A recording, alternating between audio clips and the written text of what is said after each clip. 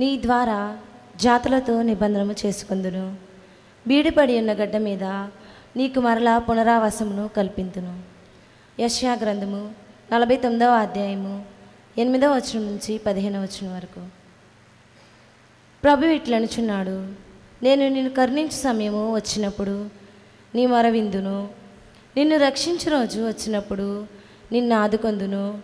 నేను నిన్ను సంరక్షింతును. నీ ద్వారా జాతులతో నిబంధనము చేసుకొందును.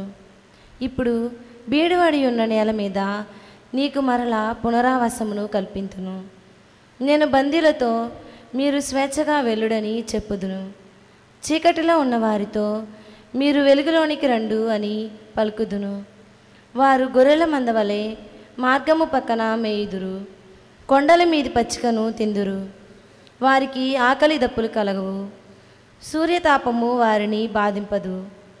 వారి మీద నెనరుగలవాడే వారిని నడిపించును. ఆయన వారిని నీటి బుగ్గల వద్దకు గొనిపోవును.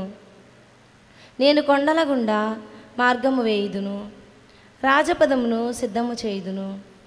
నా జనులలో కొందరు దూరము నుండి వత్తురు, కొందరు ఉత్తరము నుండి పడమటి నుండి వత్తురు, మరికొందరు సినీము నుండి వత్తురు. ఆకాశమా ఆనందనాదము చేయుము, భూమి సంతసింపుము, పర్వతములారా సంతోషంతో పాడుడు. ప్రభు తన ప్రజలను ఓదార్చును, బాధలకు గురి అయిన తన జనుల మీద జాలి చూపును. ప్రభు నన్ను పరిత్యజించెను, నన్ను విస్మరించెను అని సియోను పలికెను. స్త్రీ తన పిసికందును మర్చిపోవునా? తన ప్రేమను పుట్టిన బిడ్డ మీద జాలి చూపకుండునా? ఆమె తన శిశువును మర్చినను, నేను మాత్రము నిన్ను మరువను. ఇది ప్రభువాకు. సర్వేశ్వరునికి వందనములు.